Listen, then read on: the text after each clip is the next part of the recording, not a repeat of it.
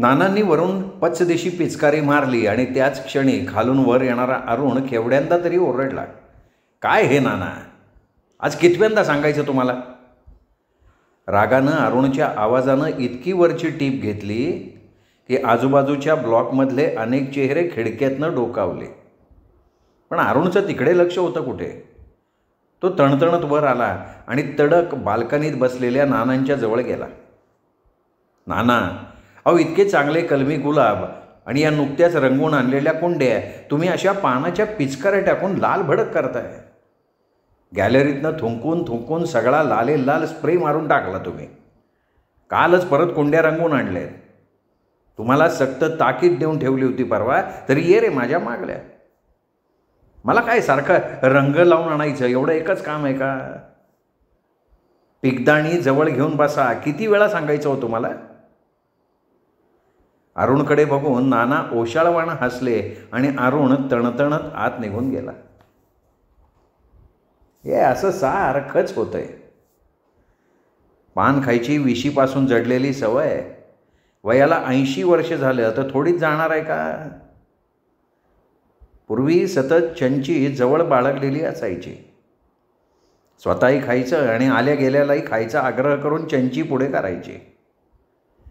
त्यातून कोणी पान न खाणारा महाभाग भेटला तर पान का खावं, त्याबरोबर तंबाखूची गोळी दाढेखाली का सारावी, त्यामुळे पचनाला मदत कशी होते, दाताच्या तक्रारी कशा नाहीशा होतात, याचं लेक्चर द्यायला सुद्धा नाना कमी करत नसत. पान आणि तंबाखू हे सगळ्या रोगांवर बहुगुणी औषध आहे हेही वर ते छातीत ठोकपणे सांगत असत. पण वयोमानाप्रमाणे दातांनीही नानांची संगत सोडायला सुरुवात केली आणि चंचीबरोबर आता खलबत्त्याची जोड घ्यायला लागली. आनंदीबाईंच्या कामात विडा कुटण्याच्या कामाची नवीन भर पडली. आनंदीबाई एकदाच म्हणाल्या, नाही चावत तर मी म्हणते विडा खायचा सोडून द्यावं, कसं? नाना तेव्हा वचकन अंगावर ओरडले होते त्यांच्या. शिंदडीचे, तुला का काय कळतंय त्यातलं? वाळणी बकबक करायची सवय जळून राहिली आहे, माझ्या मरणाबरोबर सुटेल होते. हे कसलं अभद्र बोलणं? असं म्हणत आनंदीबाईंनी झटकन त्यांच्या तोंडावर हात ठेवला. अरे तुम्हाला जर नवऱ्याची कामं करणं जड वाटत असेल तर विडा कुटून घ्यायला माझा मी समर्थ आहे हो.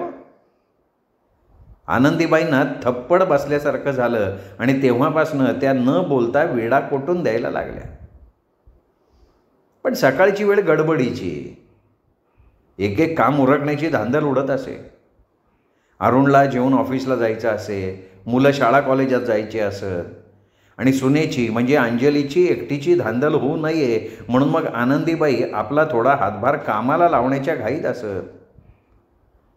60 झाली तरी आनंदीबाई अजून खरंच आनंदी होत्या. सदा फुलीसारख्या, सदा टवटवीत, चवळीच्या शेंगेसारख्या बारीक आणि वेताच्या छडीसारखं लवलवतं अंग. साऱ्या शरीराची खारीक झाली होती सुरकुत्यांनी, पण मनाची उभारी दांडगी होती. बसून बसून कुठे ताक कर, कुठे भाजी चीर अशी कामं त्या करत. नानांना अस्पष्ट दिसायला लागल्यापासनं पूजासुद्धा त्यांनाच करावी लागे. त्यामुळे सकाळी विडा कुटून त्या लगबगीनं स्वयंपाकघरात दिसेनाशा होत आणि मग नाना अगदी एकटे पडत. रेडिओवरच्या बातम्या ऐकल्या की त्यांना मग रेडिओत अजिबात इंटरेस्ट नसे. चहाचे 3-4 डोस झालेले असत, मग बसून बसून करणार काय? मग ते विडा चघळत चघळत बाहेर येऊन बसत बाल्कनीत. समुद्रावरील येणारा गार गार वारा खात खात विडा तोंडातल्या तोंडात रंगायला लागले आणि मग रंगलेला तुरट कडवट रस मग थुंकायची अनवार इच्छा व्हायची. पण रोजच्याप्रमाणे पिकदाणी हमखास विसरलेली असायची. मग ते आनंदीबाईंच्या नावाचा गजर करत, कारण परत चाचपडत खोलीत जाऊन पिकदाणी आणायचा त्यांना मनस्वी कंटाळा. मग हातातलं काम टाकून लगबगीनं त्या तुरू तुरू येऊन पिकदाणी देत. पण त्या लागणाऱ्या कालावधीत एखादी तरी पिचकारी कुंडीत पडेच. आणि आता तर आनंदीबाई 2 महिन्यांकरता यात्रेला गेलेल्या होत्या. त्याचाही विसर पडून नाना आनंदीच्या नावाचा गजर करत पिकदाणी आणण्यासाठी. पण नंतर त्या यात्रेला गेल्याचं लक्षात येऊन बसल्या बसल्या त्या पिचकाऱ्यांचं खतपाणी गुलाबांना घालायला लागत. प्रत्येक गोष्टीची त्यांची आठवण क्षणात पुसली जायची. किती गोष्टी आठवणीत ठेवायच्या म्हटलं तरी दुधात विरघळणाऱ्या साखरेप्रमाणे त्या विरून जात. पुन्हा विस्मृतीच फक्त मागे उरे. पिकदाणी जवळ बाळगायची रोज ठरवून परत रोज विसर पडे. पिकदाणी आपणच धरायची, परत आपणच ती साफ करायची. ही असली कामं नानांना उभ्या आयुष्यात माहिती नव्हती. पूर्वीच्या ब्रिटिशांच्या काळातले मामलेदार असलेले नाना, हातापायाशी कायम गडी माणसं, पायापुढे चप्पल आणून ठेवण्यापासून सगळी कामं गडी माणसांकडनं करवून घेणारे नाना. त्यांच्या तोंडी फक्त अरेरावीची भाषा होती. हुकूमत कशी गाजवावी एवढंच त्यांना माहिती. बायको अर्ध्या वचनात होती. नानांच्या विरुद्ध तोंडातून ब्रसुद्धा न काढणारा मुलगा अरुण हातात होता. पण नाना रिटायर झाले आणि पुढे सगळी परिस्थिती पालटत गेली. शरीरानंही असहकार पुकारला. पूर्वीची जरबेची भाषा गेली. थंडीनं गारटलेला साप जसं चावायचं सुद्धा विसरून जातो तसे नाना रागवणंच विसरून गेले. गात्रं क्षीण झाले. आता सुद्धा ते क्षुल्लक कारणावरनं रागवत असत, पण त्याचा प्रभाव कोणावर पडत नसे. हल्ली हळूहळू नानांच्या तोंडी विनंतीची भाषा यायला लागली. उभारीचा, उत्साहाचा, हुकमतीचा वृक्ष कोसळला तसा मनाच्या ओंडक्यावर गुळमुळीत भाषेच्या शेवाळ्याचा नवीन थर पसरायला लागला. नानांच्या मांडीवर या वयात खरं म्हणजे एखादं पतवंड खेळायचं. या अंधुकशा दृष्टीनं नानांनी पतवंडाची मुंजसुद्धा बघितली असती. पण नानांचा खराखुरा संसार फार उशिरा सुरू झाला. नानांचं पहिलं लग्न गिरिजाशी झालं. नव्या नव्हाळीची पहिली 5 वर्ष मंगळागौरी, सण, व्रतवैकल्य या हिंदोळ्यावर झुलून गेली. नंतरची 5 वर्ष हळूहळू काळजी वाढण्यात जायला लागली. पण घरात पाळणा हालेना. नवस झाले, मंत्रमांत्रिक झाले, पिंपळाला प्रदक्षिणा झाल्या. मग नानांच्या जहांबाज आईनं सुनेला जाच करायला सुरुवात केली. हळूहळू त्या जाचाची जागा छळाने घेतली. पण गिरीजा खरोखर गोगलगाय होती. माहेरी वडिलांची भिक्षुकी, घरी 18 विश्व दारिद्र्य. मग काय, सासूनी तिला माहेरी धाडावी आणि माहेरच्यांनी आता आम्ही तुझं लग्न केलंय, तुझा आमचा संबंध संपला असं म्हणून तिला परत सासरी पाठवून द्यावी. फुटबॉलच्या चेंडूसारखी अवस्था झाली होती तिची. पण ती मूकपणे सगळं सहन करत होती. नानांची भूमिका यात तटस्थ होती. आईला विरोध नव्हता आणि गिरिजाला ते पाठीशी घालत नव्हते. नानांची आई म्हणायची, आमच्या नानात श्यामत आहे, तो आणील दुसरी बायको. ही वांझोटी बाईल काय कामाची. पोटी येऊन छळी, पाठी येऊन छळी आणि जळली दुसऱ्याच्या दारी येऊन सुद्धा छळी. असं म्हणत खरोखर तिच्या सासूनं तिच्या देखत आनंदीला घरात आणलं. त्या सासूच्या छळवादापायी तूप संपलेल्या निरांजनानं जसं क्षणात भक्क दिशी जावं तसं गिरिजानं अचानक एक दिवशी आत्महत्या करून घेतली. कित्येक नवस सायास करून अरुण झाला. म्हणतात ना, पहिली झाली दोडकी, दुसरी पट्टर आणि लाडकी. पहिलीचे हाल झाले आणि आनंदीच्या नशिबी कोड कौतुक आलं. 45शीचे नाना आणि 21शीची आनंदी सुखानं मोहरून गेली. पण मृतपालीच्या शेपटीनं जशी वळवळ करावी तशी गिरिजाची गोष्ट आनंदीबाईंच्या मनात सलत असे. कोवळी मुकी कळी न बोलता उन्हाचा ताप सहन करत करपून गेली आहे. म्हणून ही सावली, ही नानांच्या हृदयाची ऊब आपल्याला मिळाली आहे, ही जाणीव सतत आनंदीबाईंना होई. म्हणून गिरिजाच्या तिथीच्या दिवशी आनंदीबाई हमखास आठवणीनं दानधर्म करत. पण नानांच्या हे गावी देखील नव्हतं की आपल्या जीवनात कोणी एक स्त्री आली होती. तिचं आयुष्य संपवण्यात, त्या पापाचा धनी होण्यात जितकी आपली आई आहे तेवढेच थोडेफार आपणही आहोत. विझलेल्या निखाऱ्याप्रमाणे त्यांचं काळीज थंड होतं.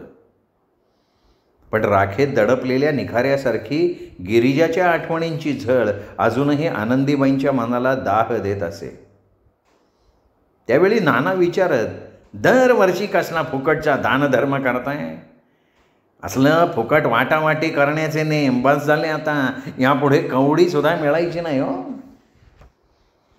पण हल्ली नानांना विस्मृतीच इतकी झाली होती की त्यांना क्षणापूर्वीचं आठवत नसे.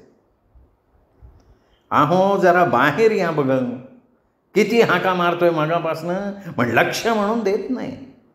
हल्ली मी ह्या असा परस्वाधीन झालो म्हणून जाणून बुजून दुर्लक्ष करता काय? नानांचा अधूनमधून असा अखंड ओरडा चालू असे. मग नातवंड सांगत, नाना आजीवर कशाला फुकट रागवताय? ती आहे का तरी घरी? ती 2 महिन्यांसाठी यात्रेला नाही का गेली? मग नाना 15-20 मिनटं गप्प बसत की परत चालू आनंदीच्या नावाचा जयघोष. आनंदीबाईंच्या गैरहजेरीची झळ नानांना पदोपदी जाणवे. पहाटे 3 वाजता नानांची झोप पुरी होई. मग तास अर्धा तास ते तसेच चुळबुळ करत अंथरुणावर पडून राहत. पण चहा प्यायची अनिवार्य झालेली इच्छा त्यांना स्वस्थ बसू देत नसे. मग ते आनंदीबाईंना उठवू लागत. अहो 4-4:30 वाजले, उठा आता, चहा करून द्या आम्हाला. म्हातारपणी इतकी लहान मुलासारखी गाढ झोप लागते तरी कशी म्हणतो मी. शेवटी आनंदीबाईंनी उठून 1-1.5 कप चहा दिला की मग त्यांचं समाधान होई. मग नानांची रिकामपणची बडबड सुरू होई. तो दाजी मराठे म्हणत होता की त्यांचा नातू लग्नाचा आहे, चांगला ME आहे. आपल्या नीतूसाठी सांगितलं आहे मी त्याला. पत्रिका द्या म्हणतोय, ती देऊन येतो आज.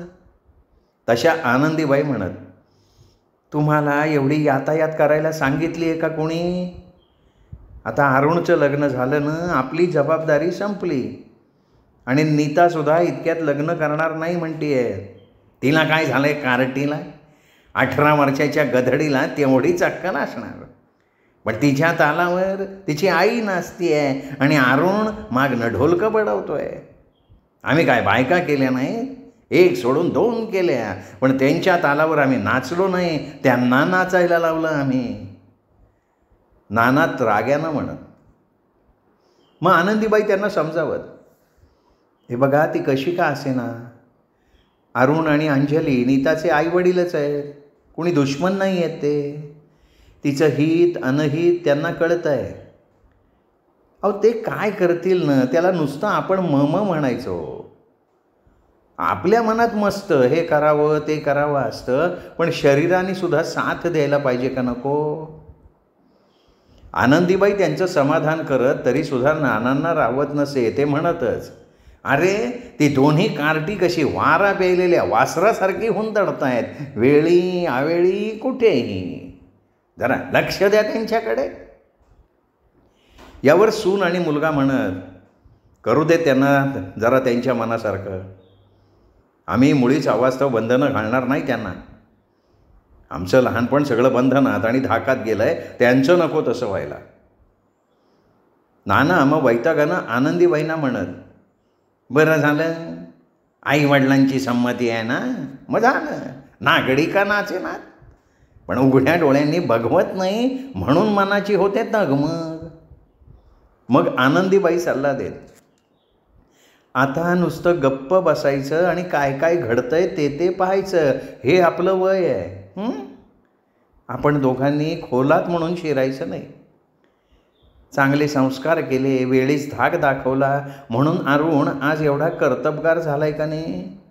पण हे सगळं मनातच ठेवायचं असतं बरं का. सुनेच्या मुलाच्या कुठल्याही बाबतीत आनंदीबाई लक्ष घालत नसत म्हणून त्या चांगल्या ठरत. तर नानांना प्रश्न पडेल की या संसारात राहून आनंदीला इतकं वैराग्य कसं येऊ शकतं. फुलाच्याच बगीच्यात राहून त्यातली फांद्या, पानं, काटे, रंगरूप हे सगळं सोडून भ्रमरासारखा त्यातला फक्त मध आणि सुगंधच पकडून घेण्याचं हे तंत्र या आनंदीला कसं जमू शकतं. सगळं सहन करून पेलून सुद्धा खरंच ही इतकी आनंदी कशी राहू शकते? आणि क्षुल्लक थोडकी गोष्ट जरी आपल्या मनाविरुद्ध झाली तर आपलंच डोकं मग इतकं का भडकतं? नानांना विचार करून थकवा आला. चहाची भलती तल्लफ आली त्यांना. चहाचा गरम गरम कप अगदी ओठाला लावावासा वाटला, पण परत स्वाधीन जीणं. हक्कानं सांगणार कोणाला चहा करायला? आनंदी यात्रेला गेल्यापासनं पदोपदी अडत होतं. रोजच्यासारखा 3दा चहा देऊन सुनबाई गेली होती स्वयंपाकाच्या तयारीला. आनंदी असती तर हक्कानं चहा करायला सांगितला असता. शेवटी ते कसेसे उठले. काठीच्या आधारानं खोलीकडे जायला लागले. तसा सुहासचा नातवाचा आवाज त्यांच्या कानावर पडला. ए मम्मी, नानांना दिसत नाही, त्यांचं पान खोलीतच दे ग वाढून, मी पोचवतो. होय रे बाबा, बायको नसल्यावर नातवाला माझी काळजी. शेवटी रक्त रक्ताला जाणतं. शेवटी नातू आहे तो माझा, असं नाना स्वतःशी म्हणाले. इतक्यात सुनेचं वक्तव्य कानावर आलं. अरे सुहास, आज मी तसंच करणार आहे. डोळ्यांना दिसत नाही, मग सगळ्या टेबलावर सांडून ठेवतात रे शीत. मला तर बाई किळसच वाटते. नानांना स्वतःचीच खंत वाटली. आता बोलव रे रामराया, असं म्हणत म्हणत काठी टेकत त्यांनी खोली गाठली. नातवानं जेवण आणलं, पण एकही घास घशाखाली उतरेना. आतून उचंबळून यायला लागलं. पोटात कासावीस व्हायला लागलं. आग्रहानं बळेबळे का होईना, पण 2 घास घालायला आज आनंदी असती तर. नाना तसेच पानावरनं उठून बैठकीच्या खोलीत आले. ताजा पेपर आला होता, पण डोळे कुठे धड होते. कैद्याच्या हातात हातकडी असावी, पण त्याची किल्ली जेलरकडे असावी, तसं झालं होतं. गात्र होती, साधनं होती, पण गात्रागात्रातली सगळी शक्ती क्षीण झालेली होती. पाल पडलेल्या अन्नाप्रमाणे सगळं शरीर स्वतः करता सुद्धा निरुपयोगी झालेलं होतं. चालताना काठीचा आधार लागत होता. वाचताना क्षणोक्षणी आनंदीबाईंचा आधार लागे. चष्मा डोळ्यावरून काढून मागे पुढे करून पेपरमधलं हेडिंग वाचायचा त्यांनी प्रयत्न केला. शेवटी तोही नाद सोडून दिला. आनंदी यात्रेला गेल्यापासून पेपरांशी संबंधच तुटलाय. नाहीतर आनंदीचा वाचून दाखवण्यात आणि आपला ऐकण्यात चांगला 1-2 तास वेळ जात असे दुपारचा. नातवाला विविध भारती ऐकायला, मित्रांच्या बरोबर फुकटची वाळली बकबक करायला वेळ आहे, पण जरा पेपर वाचून दाखव म्हटलं की काही ना काहीतरी कारण सांगतो. लहानपणी अजाणतेपणी माझ्या जवळजवळ राहायचा, जेवायचा. गोष्ट सांगायला त्याला मीच हवा असे. शाळेत पोचवायला आजोबा बरोबर असले की स्वारी खुश. त्याचं कितीही अगोदर जेवण होऊ दे, पण आजोबांच्या बरोबर नानांच्या हातनं 4 घास खाल्ल्याखेरीज त्याचं समाधान होत नसे. नातही तशीच. पूर्वी आनंदीनं घातलेल्या घट्ट आवळलेल्या वेण्या तिला किती आवडत, पण तेच आता नीताला केस वाढव किंवा सुहासला केस काप असं म्हटलं की नाक उडवतात, निघून जातात. जाता जाता तुम्ही फारच मागासलेले बुवा हे विशेषण देऊन जातात. खरं म्हणजे रानटी हाच शब्द वापरायचा असतो त्यांच्या मनात, पण अजून थोडीशी जनाची नाही पण मनाची लाज शिल्लक आहे. त्यांना म्हणे आजी आजोबांच्या बरोबर बाहेर जायची लाज वाटते. वाटू दे. आनंदी असली की दुपारचा वेळ कसा घालवायचा ही काळजी नसते. वामकुक्षी आणि वाचन श्रवण या छान वेळ जातो, पण आता तेही 2 महिन्यापर्यंत बंद झालंय. आनंदी नाही म्हणून फिरायला कीर्तनालाही जाणं बंद झालंय. अरे हौसेनं तुम्ही सगळ्यांनी आनंदीला यात्रेला पाठवलं, पण मी हा असा एकाकी पडलोय की रे. पांगळ्याच्या हातातल्या कोबड्या काढून घेऊन त्याला असं नुसतं खुरडत ठेवलंय तुम्ही. बरं तरी आनंदीबाई नाहीच म्हणत होत्या यात्रेला जायला. अरुण, अरे मी यात्रेला गेले तर यांचं कोण करणार? माझं आयुष्य जोपर्यंत आहे तोवर यांचे हाल झालेले मला चालणार नाहीत. त्यांच्या बाबतीत चालढकल केलेली मला अजून स्मरत नाही. अरे बाबा, माझं काशी रामेश्वर सगळं त्यांच्या पायाशी. हे बघ आई, नानांची काळजी घ्यायला आम्ही इतकी माणसं आहोत ना घरात. मी त्यांचाच मुलगा आहे ना, मग मला नाही का त्यांची काळजी? मला नाही त्यांच्याबद्दल माया? आणि ही त्यांची लाडकी नातवंड आहेतच की हक्काची, सांगायला करायला. तू अजिबात काळजी करू नकोस नानांची. अगं काय 2 महिन्यांचा प्रश्न आहे. आयत्या रामा काकू, आत्याबाई, सोहनी काका जात आहेत, सोबत चांगली आहे म्हणून जा म्हणतोय मी. नानांना नीट दिसत असतं ना तर त्यांनाही घेऊन जा म्हटलं असतं, पण तितकी शक्तीसुद्धा नाही आहे त्यांच्या अंगात. तेव्हा तू जाऊन ये. नंतर म्हणत बसशील की एवढी चांगली परिस्थिती असताना मुलानं यात्रा काही घडवून आणल्या नाहीत म्हणून. ते शब्द नकोत. तू जाऊन ये. आणि खरं म्हणजे जरा अनिच्छेनंच आनंदी यात्रेला गेले. पण तेव्हापासनं नानांचं सगळं तंत्र बिघडून गेलं. अगदी पहाटेच्या चहापासून ते रात्रीच्या झोपेपर्यंत.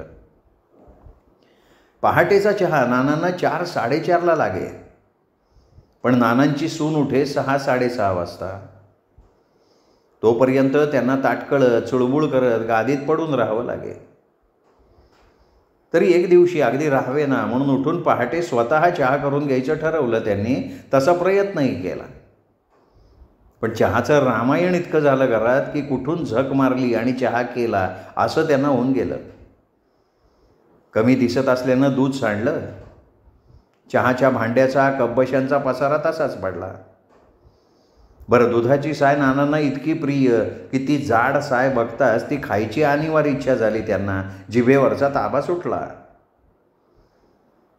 आपल्याला हे असं लहान मुलासारखं का खावंसं वाटतं याचा नानांनाही कित्येक वेळा प्रश्न पडे. शेवटी त्यांनी साई सकट उत्तम चहा करून घेतला, पण त्या गडबडीत गॅस बंद करायचा राहून गेला. आणि अंजली उठून जेव्हा चहा करायला आली तेव्हा मग कोण गहज बुडाला. मी म्हणते, अहो हे कसलं खाणं? रीतीचं खाणं माहीतच नाही मुळी. पूर्वीचा तो त्यांचा काळ राहिलाय का आता? घरी खाऊन दारी तोंडी लावायची लक्षणं सगळी. अंजलीनं तोंडाचा पट्टा सुरू केला तशी अरुणनं त्यावर तोड सुचवली. अंजली, एक काम करूयात, आज रात्रीपासनं झोपायच्या आधी तू चहा करून थर्मसमध्ये भरून ठेव नानांच्या अंथरुणाच्या जवळ. म्हणजे नानांना पहाटे उठून चहा पिणं बरं. आणि तेव्हापासनं आज 15 दिवस झाले ते कोमट चहाचं पाणी प्यायचं नानांच्या नशिबी आलं. जी गत नानांची तीच गत देवांची. मुलगा, सून आणि नातवंड यांच्या विसरभोळेपणामुळे देव अधूनमधून पारोसे आणि उपाशी राहत. बरं, देव स्वयंपाकघरात. मग पूजेसाठी नानांची स्वयंपाकघरात चाललेली लुडबुड अंजलीला खपत नसे. मग नानांनी स्वयंपाकघराचा उंबरठा ओलांडायचाच नाही असं ठरवून टाकलं. पण हल्ली नानांना लहान मुलासारखी 1-2 तासानं सारखी भूक लागे. मग पाय आपोआप स्वयंपाकघराकडे वळत. अधूनमधून ते नातीकडे, सुनेकडे खायला मागत. सूनही मधल्या वेळी सकाळच्या जेवणाच्या आधी उपमा, पोहे असं काही बाई करून खायला देई, पण तरीसुद्धा त्यांना परत परत भूक लागे आणि सारखं सारखं खायला मागायची लाज वाटे. मग दुपारचे डबे खुडबुड करण्याचं काम ते सुरू करत. अधूनमधून अरुणला नाही तर सुहासला ते गोळ्या बिस्किटा आणायला सांगत स्वतःसाठी, आणि तो गोळ्या बिस्किटाचा डबा ठेवत खोलीत स्वतःच्या उशाला लागून. त्यातूनही नातवानं किंवा नातीनं त्यातली गोळ्या बिस्किटं गमतीनं खाल्ली तर लगेच त्यांची कावकाव सुरू होई की इथली गोळ्या बिस्किटं कमी कशी झाली. मग मात्र सुनेचा पारा चढे. तुम्ही लहान मुलासारखं गोळ्या बिस्किटं खाताना मग मुलांनी त्यातलं खाल्लं म्हणून बिघडलं कुठं? मग नाना चिडत. हे बघा, मला कोणी बोलायचं किंवा माझं खाणं कोणी काढायचं कारण नाही हा, सांगून ठेवतोय.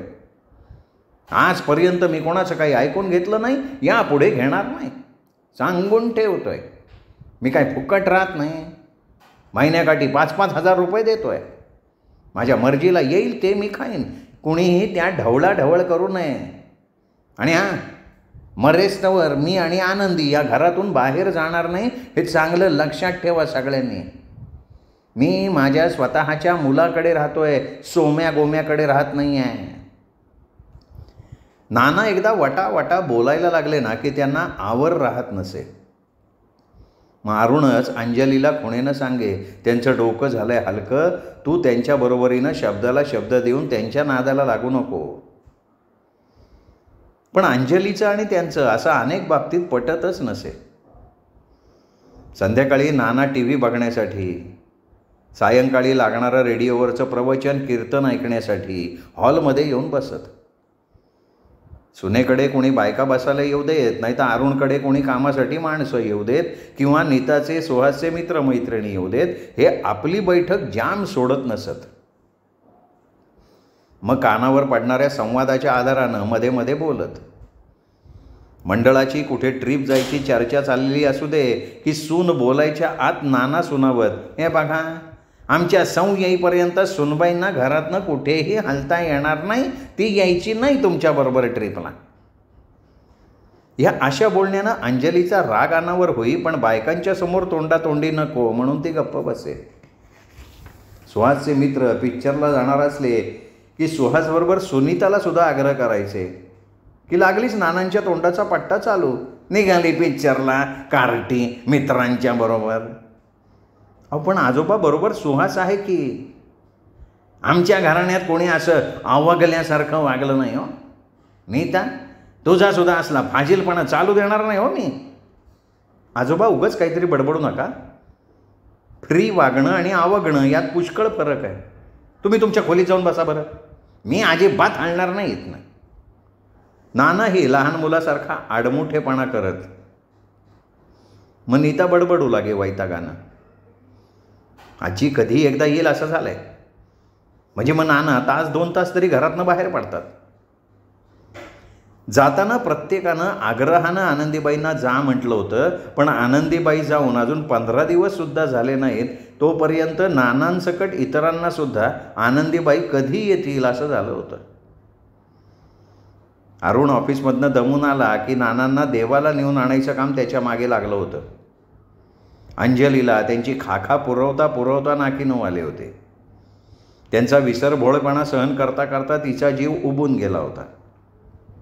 परवाचीच गोष्ट, नानांचा चहा फराळ नुकताच झाला होता. कांदे पोह्यांची वाखाणणी करून त्यांनी पोहे खाल्लेले होते. नंतर थोड्या वेळाने अरुणचे 2 मित्र आणि त्यांच्या बायका आल्या, गप्पा गोष्टी झाल्या. अंजलीने सगळ्यांसाठी परत चहा पोहे केले.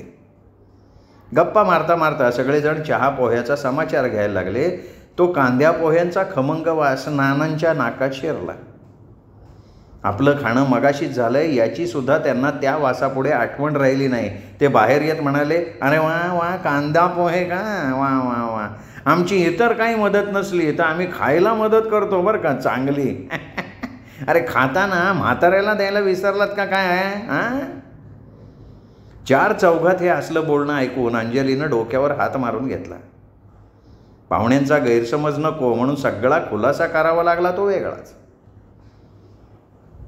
कधी एकदाच्या सासूबाई येतील आणि आल्या एकदा हा गळ्यातला तंबोरा त्यांच्या स्वाधीन करीन असं झालंय. अंजली मोठ्यांदा बडबडली. नानाही कावले. तिला आधी यात्रेला पाठवायला सांगितलं होतं कोणी? नाही ते लांडे कारभार करायचे आणि मग कोणाच्या तरी नावानं शंख ठोकायचा. निस्तरा आता तुम्हीच. आनंदीबाईच्या अनुपस्थितीमुळे खरं म्हणजे निरसं दूध अचानक नासून त्याचं पांचट पाणी व्हावं तसं नानांच्या जीवनाचं झालं होतं. रोजच्या नव्या दिवसागणी सारं जीवन निरस वाटायला लागलं होतं. घरातल्या रोजच्या कटकटी, प्रत्येकाचे ते त्रासिक चेहरे, ओढून ताणून त्यांच्याशी चाललेले रोजचे व्यवहार यांनी नाना अगदी वैतागून गेले होते. परवा झालेल्या घटनेमुळे हक्कानं खायला मागून घ्यायचं त्यांनी सोडून दिलं. पण भूक तर बसून बसून अशी आणीवार लागे की जीव कासावीस होई. घरात बसून बसून रिकामा वेळ जाता जात नसे. घरातल्या सगळ्या माणसांना त्यांचे त्यांचे व्याप होते. अरुणला ऑफिस, नातवंडांना शाळा कॉलेज, सुनेला महिला मंडळ, बॅडमिंटन, घरकाम. घरात फक्त एकटे नानाच असे होते की त्यांना दिवसाचा सगळा वेळ रिकामा होता. एरवी आनंदीबाई आणि ते दोघंही रिकामे असल्यामुळं एकमेकांची मनं रिझवण्यात, मनोरंजन करण्यात, वाचणं, देवाला जाणं, कीर्तन ऐकणं आणि भूतकाळातल्या आठवणी काढून पुनश्च ते जीवन आठवण्यात त्यांचा वेळ मजेत जाई. पण आनंदी यात्रेला गेली आणि या सगळ्यात खंड पडला. आज दुपारपासून तर नाना जाम वैतागले होते. वेळ जाता जात नव्हता. आनंदीच्या आठवणींनी पिच्छा पुरवला होता. तिच्या नावाचा अखंड पुनरुच्चार होत होता. भूकही सपाटून लागली होती आणि वेळ जाता जात नव्हता. मग अरुण यायची वाट न बघता ते चालत चालत सारसबागेकडे निघाले. जाता जाता कोपऱ्यावरच्या उडप्याच्या हॉटेलात मस्तपैकी इडली सांबार, आंबोळी, वडे वगैरे खायचं ठरवून त्यांनी कोट टोपी चढवली, बाहेर पडले. मनाशी म्हणाले, इतर माझ्या बरोबरीच्या माणसांकडे बघितलं ना की वाटतं म्हातारपणी आपण आपली आर्थिक बाजू बळकट ठेवली आहे म्हणून इच्छेला येईल ते निदान बाहेर जाऊन तरी खाता येत आहे. माझ्या मागे आनंदीला सुद्धा काही कमी पडणार नाही. महिन्याकाठी ठराविक व्याज येत आहे, पेन्शन येते आहे, खात्यावर 50-60 लाख जमा आहेत, म्हणून तरी सून आणि मुलगा मला एवढं तरी विचारतायत. नाना आपल्याच नादात हॉटेलच्या पायऱ्या काठीनं चाचपडत चढले. 5-6 पदार्थांच्या लागोपाठ ऑर्डरी देऊन नानांनी भरपूर आडवा हात मारला त्याच्यावर. लग्नातल्या बाहेर पडलेल्या उष्ट्या पत्रावळीवर भिकाऱ्यांनी आधाशीपणे तुटून पडावं तसे नाना त्या पदार्थांवर तुटून पडले होते. म्हातारपणी तो त्यांचा खाण्याचा स्पीड बघून वेटरसुद्धा अवाक होऊन बघत राहिला. बिल देऊन नाना गर्दीच्या वाहत्या फुटपाथवरनं काठीच्या आधारानं चालायला लागले. नीट दिसत नसल्यामुळे एकदा फोनच्या खांबाला आणि एकदा समोरून येणाऱ्या माणसाला टक्करही झाली. पण आज नानांच्या अंगात भलता उत्साह संचारला होता. त्या नादात ते रस्ता क्रॉस करायला लागले. इतक्यात उजव्या बाजूनं आलेल्या एका सायकलस्वारानं त्यांना जोरात धडक दिली. नाना पडले अलीकडे. टोपी धक्क्यानं दूर उडाली. काठी तिसरीकडे जाऊन पडली. खरं म्हणजे यात त्या सायकलस्वाराची कुठलीही चूक नव्हती. पोलिसानं साईड दिली म्हणून तो येत होता. आता नानाच इकडे तिकडे न बघता रस्ता क्रॉस करायला लागले. त्याला तो सायकलवाला काय करणार. पण नानांच्या तोफेच्या तोंडात सापडला तो. काय रे लेका, म्हातारी माणसं तुम्हाला दिसत नाहीत का रे? कुठल्या मस्तीत वाहनं चालवतात? थांब, असाच धरून नेतो तुला पोलीस चौकीत. हे असल्या गमजा माझ्या पुढे नाही चालायच्या. अरे डोळ्याला दिसत नसेल तर सायकलवर बसायचं सोडून द्या की. नानांच्या या दणदणीत पहाडी वक्तव्यानं तो तरुण गार पडला. खरं म्हणजे कमी दिसत होतं नानांना, पण ते आपलं व्यंग जाम कबूल करायला तयार नव्हते. इतक्यात त्याचवेळी ऑफिसमधनं परतलेला अरुण तिथे पोहोचला म्हणून बरं तो तरुण नानांच्या तावडीतनं सुटला. अरुणनं नानांना परत आणलं घरी. भर चौकात चाललेला तो तमाशा बघून अरुण चिडला होता. नाना, तुम्हाला हा उपद्व्याप सांगितला होता का कोणी? मी आलो की नेणारच होतो ना तुम्हाला देवाला. मग घाईघाईनं एकटं जायचं काही नडलं होतं का? इतकं तुम्हाला जपलंय त्याच्यावर पाणी फिरवलं तुम्ही. आई आली की म्हणणार आता नानांच्याकडे तुम्ही पुरेसं लक्ष दिलं नाही का. आता आई येईपर्यंत धड देहाने राहा म्हणजे पुरे. कधी एकदा यात्रा संपून आई येते असं झालंय.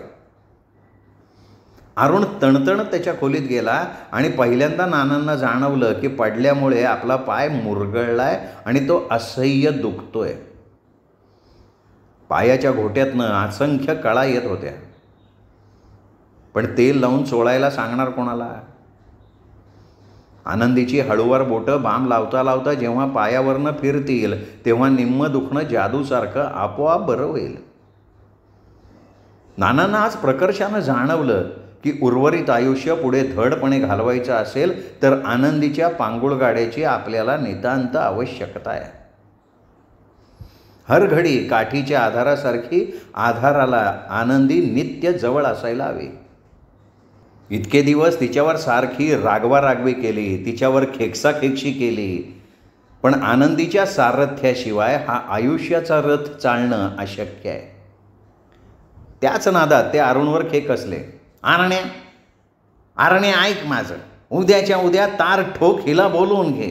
बास झाली म्हणावं यात्रा. इथे माझी अखेरची यात्रा निघायची वेळ आली आहे. 2 दिवसात ती इथे घरात दिसली तर ठीक आहे. अरे मी मेल्यावर करत बस म्हणावं जन्मभर यात्रा. नानांच्या त्या रुद्रावतारानं अरुण सकट सगळे घाबरले. नाना नाना उद्या उठलो ना की पहिलं काम करतो आईला तार करायचं, मग तर झालं. अरुणनं आश्वासन दिलं. नानांनी मान हलवली. आज 15-20 दिवसात पहिल्यांदाच नानांना मानसिक स्वास्थ्य लाभलं आणि त्या क्षणापासून आनंदीच्या आगमनाला लागणाऱ्या थोड्या विलंबातल्या घटका पळं मोजायला त्यांनी मनोमन सुरुवात केली. श्रोते हो, ही होती नीला देवल यांच्या परिसस्पर्श या कथासंग्रहातली कथा पांगुळगाडा. कथा कशी वाटली हे कमेंट करून कळवा. ही कथा मित्रपरिवारात, नातेवाईकात शेअर करा. चॅनल सबस्क्राईब करायचं राहिलं असेल तर आत्ता वरती माझा फोटो दिसतोय, त्या फोटोला क्लिक करा, चॅनल सबस्क्राईब करा.